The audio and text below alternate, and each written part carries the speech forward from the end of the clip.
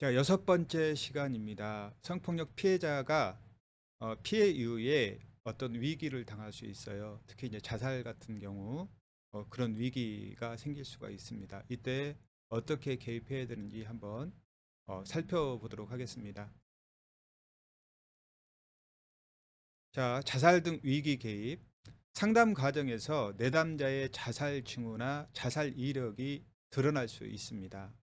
또 상담원은 내담자의 자살 위기를 알게 되었을 경우 어떻게 해야 되느냐.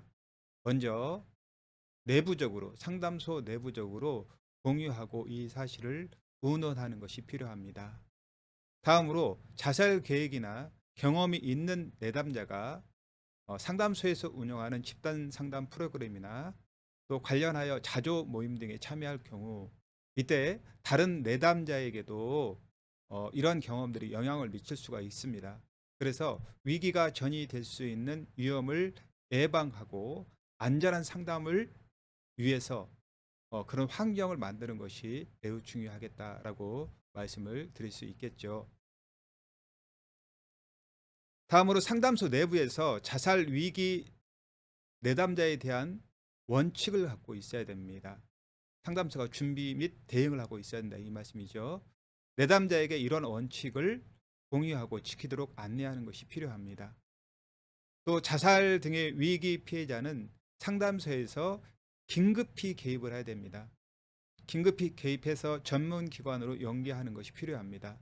상담원은 전문기관에 대한 정보와 특성을 잘 파악해서 피해자에게 충분히 설명하고 연결하는 것이 적절하다고 볼 수 있겠습니다. 자, 자살 위험 신호는 어떤 것이 있는지 살펴보도록 하겠는데요. 상담원은 내담자의 언어나 행동의 변화를 면밀히 관찰해야 됩니다. 그리고 자살 시도의 가능성이 있는지를 파악해야 됩니다.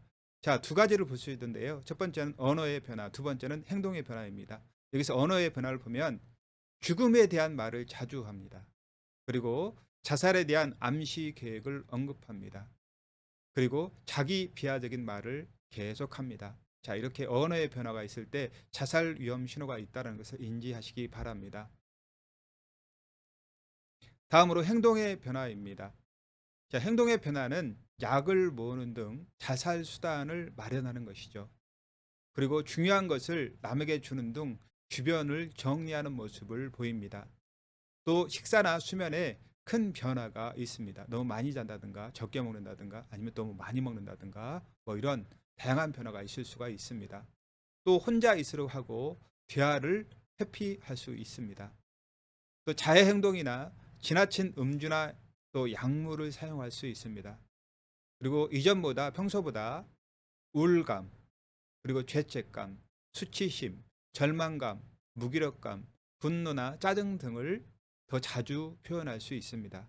자, 이런 행동들을 볼 때 행동의 변화를 보고 아까 말씀드렸던 언어의 변화 더불어 자살 위험 신호를 내담자가 보내고 있다, 사인이다, 이렇게 보시면서 위기 개입을 해야 된다, 이런 말씀을 드립니다. 자, 자살 위기 개입에서 그러면은 어떤 것들이 있는지 한번 구분하면서 고위험도, 중간위험도, 그리고 낮은 위험도가 어떤 건지 체크하면서 개입 방법 살펴보도록 하겠습니다. 고위험도는 준비된 도구가 있어요. 자살을 위해서.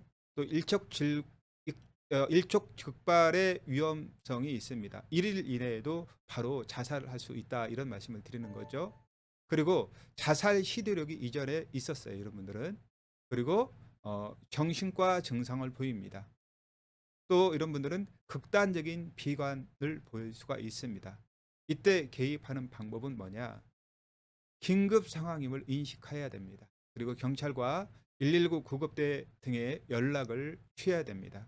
그리고 가족 등 중요 지인이 상황을 확인하도록 합니다. 또한 내담자가 혼자 있지 않도록 합니다.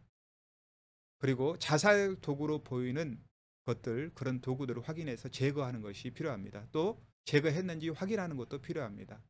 또 병원 입원 또는 진료 할 수 있도록 확인해야 되고, 또 거기서 벗어났다 그러면 가능성이 있는 거죠. 그래서 잘 확인해 볼 필요가 있습니다. 또 보호자가 곁에 있는지도 확인해야 됩니다.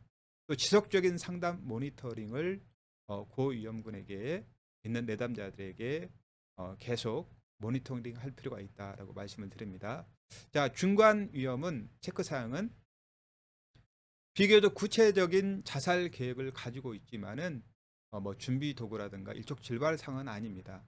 그리고 낮은 치명성의 단계에 있고요. 그다음에 하지만 중단기 위험성이 있습니다.